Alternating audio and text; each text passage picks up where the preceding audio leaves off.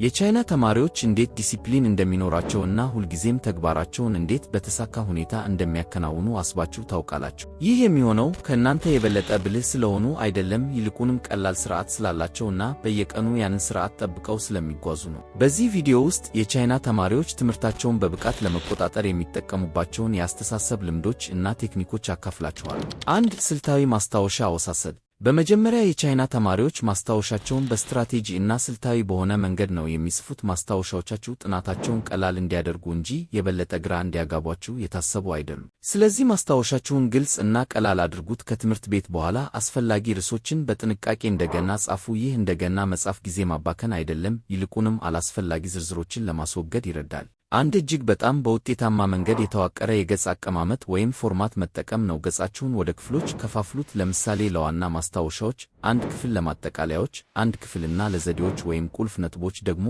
ሌላ አንድ ክፍል አዘጋጁ። ማስታወሻዎቻችሁ የተደራጁ ሲሆኑ አእምሮአችሁም የተደራጀ ሆኖ ይሰማዋል። ጥሩ ማስታወሻዎች ክለሳችሁን ወይም ማሻሻያችሁን ፈጣን ያደርጉታል። አስፈላጊ መረጃዎችን ለመፈለግም ጊዜ አታባክኑም። ስለዚህ ቁልፍ ነጥቦችን አጉልታችሁ አሳዩ።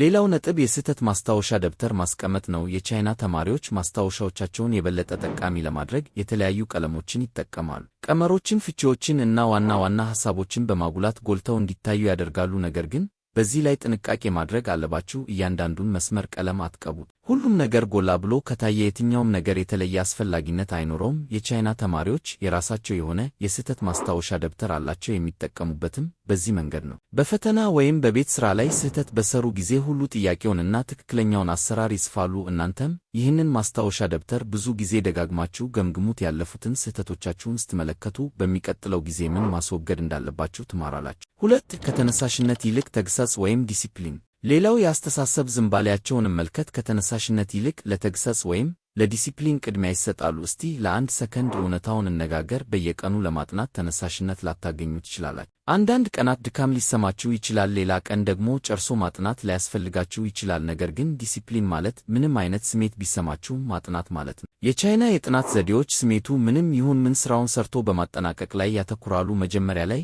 ለ20 ደቂቃ ብቻ ቢሆንም እንኳ ጠረጴዛችሁ ላይ ቁጭ ብላችሁ ማጥናት ትጀምራላችሁ። ይህንን ደጋግማችሁ ስታደርጉት ልማድ ይሆናል እና አንዴ ልማድ ከሆነ በኋላ ማጥናት የተለመደና ቀላል ነገር ይሆናል። ረጅም እና ትኩረት የተደረገበት የጥናት ሰዓትም እንዲኖራችሁ ይረዳል። የቻይና ተማሪዎች መማር ማለት ለ10 ሰዓታት ያህል ዝም ብሎ ቁጭ ማለት እንዳልሆነ ጠንቅቀው ያውቃሉ። ዋናው ነገር ስታጠኑ ሙሉ ትኩረት መስጠት ነው። በእጃችሁ ላይ ስልክ መያዝ የለባችሁም። ስልካችሁን በዘፈቀደ ስክሮል ማድረግ አያስፈልግም።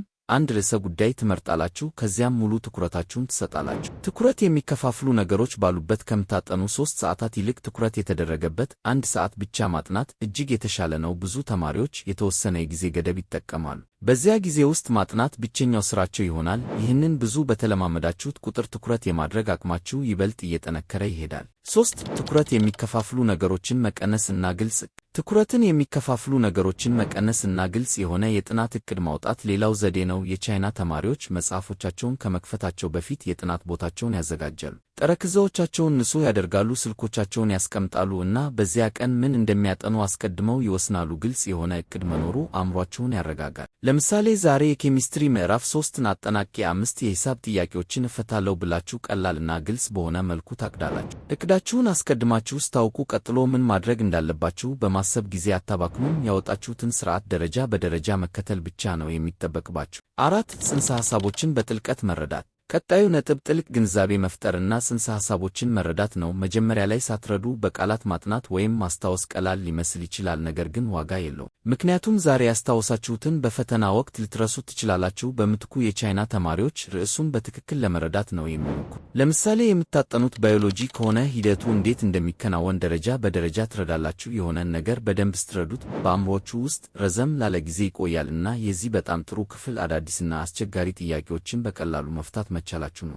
ጽንሰ ሐሳቦችን በትክክል መረዳት በራስ መተማመናችሁን ያጎለብታል። ነገሩ ለምን እንደዚያ እንደሆነ እስኪገባችሁ ድረስ ጠይቁ። አብዛኞቹ የቻይና ተማሪዎች አንድን ነገር ዝም ብለው አያነቡም፣ አንብበውም በፍጥነት አይቀበሉትም። ይልቁንም ቆም ብለው ይህ ነገር ለምን እንደዚህ ይሰራል ብለው ራሳቸውን ይጠይቃሉ። ያነበባችሁትን ነገር በቀላል ቃላት ማስረዳት ካልቻላችሁ ምናልባት ርዕሱን ሙሉ በሙሉ አልተረዳችሁትም ማለት ነው። ጽንሰ ሐሳቡን ለጓደኛችሁ እንደምታብራሩት ሁሉ ለራሳችሁም ለማስተማር ሞክሩ። በግልጽ ማስረዳት ስትችሉ ትምህርቱን በትክክል አውቃችሁታል ማለት ነው። ይህ ዘዴ አስተሳሰባችሁን የበለጠ ጥልቅ እና የተሳለ ያደርገዋል። 5. የክፍል ትምህርቶችን መገምገም። ሌላው ወሳኝ ነጥብ ከትምህርት በፊት እና በኋላ ያሉትን ትምህርቶች መገምገም ነው። ከክፍል በፊት ርዕሱን በፍጥነት ለማየት 10 ደቂቃ ውሰዱ። በጥልቀት ማጥናት አያስፈልጋችሁም። ርዕሶችንና ዋና ዋና ነጥቦችን ብቻ አንብቡ። ይህ ትንሽ ቅድመ እይታ የቻይና ተማሪዎች በክፍል ውስጥ የሚሰጠውን ትምህርት በቀላሉ እንዲረዱ ይረዳቸዋል። ከዚያም ከትምህርት ቤት ስትመለሱ ያንኑ ተመሳሳይ ርዕስ እንደገና ትገመግማላችሁ። ማስታወሻዎቻችሁን ተመልከቱ። ግልጽ ያልሆኑ ነገሮች ካሉን ግራ መጋባትን አስወግዱ። ይህ ሁለተኛ እይታ መረጃው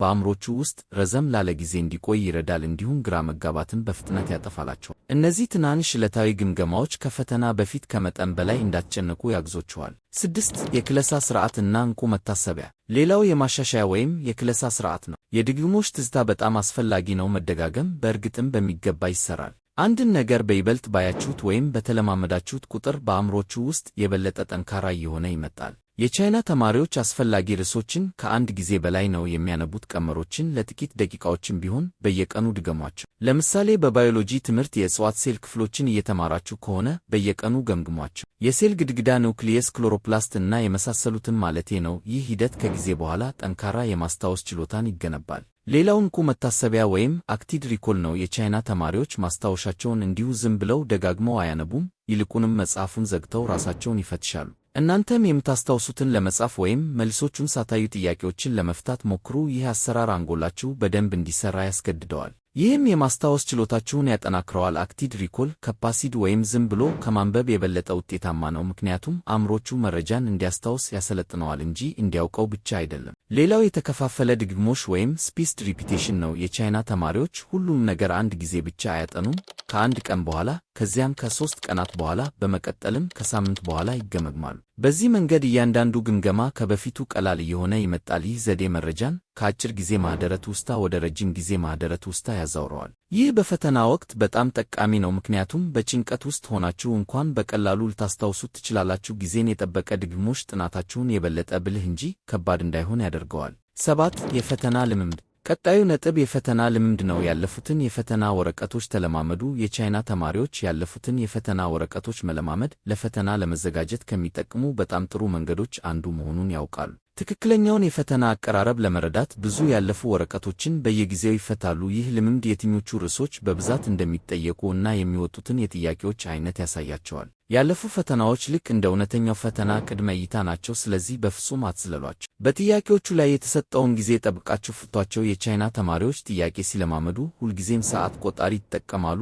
እያንዳንዱን የልምድ ጊዜ ልክ እንደ እውነተኛ ፈተና አድርገው ይቆጥሩታል። ይህ መሆኑ አንጎላችሁ ትኩረት እንዲያደርግ ያሰለጥናል፣ እንዲሁም የጥያቄ አሰራር ፍጥነታችሁን ያሻሽላል። ጊዜን እየለካችሁ መስራት የፈተና ጊዜን በጥበብ እንዴት ማስተዳደር እንደምትችሉ ያስተምራችኋል። ትክክለኛው ፈተና እስኪመጣ ድረስ የፈተናው ግፊት የተለመደ እንጂ አስፈሪ ሆኖ አይሰማችሁም። ብዙ ጊዜ ስለተለማመዳችሁ የፈተናን ጭንቀት እንዴት መቋቋም እንዳለባችሁ ታውቃላችሁ። ስህተቶችን ተንትኑ፣ እንዲሁም ደካማ ቦታዎችን አስተካክሉ። የቻይና ተማሪዎች አንድ የፈተና ወረቀት ከሰሩ በኋላ እያንዳንዱን ስህተት በጥንቃቄ ያጣራሉ። የተሳሳቱ መልሶችን ፈጽሞ ችላ አይሉም። ለምን እንደተሳሳታችሁ ራሳችሁን ጠይቁ። ግድየለሽነት የፈጠረው ስህተት ነው ወይስ ሙሉ በሙሉ ያልተረዳችሁት ጽንሰ ሐሳብ አለ? ከዚያም ወደ ኋላ ተመልሳችሁ ያንን ርዕስ አስተካክሉ። ትክክለኛ የትምህርት ማሻሻያ የሚመጣው በዚህ መንገድ ነው። ተጨማሪ ጥያቄዎችን መፍታት ጥሩ ነው፣ ነገር ግን ስህተቶችን ማረም ይበልጥ ብልህ ያደርገናል። እንግዲህ የቻይና ተማሪዎች ዲሲፕሊን እንዲኖራቸው፣ ትኩረት እንዲሰጡ እና በሁሉም ትምህርታቸው ላይ እንዲያተኩሩ የሚያግዟቸው ቁልፍ ልማዶች ናቸው። አስታውሱ፣ ይህ ልዩ ተሰጥኦ ወይም ሊቅ ስለመሆን አይደለም፣ በየቀኑ ትናንሽና ብልህ ነገሮችን ስለማድረግና ትክክለኛ የዕለት ተዕለት የጥናት እንቅስቃሴዎችን ስለመገንባት ነው። ከእነዚህ ልማዶች ውስጥ አንዱን ብቻ እንኳን በተከታታይ መሞከር እንዴት እንደምታጠኑ እና የራስ መተማመን ስሜታችሁ ላይ ትልቅ ለውጥ ሊያመጣ ይችላል።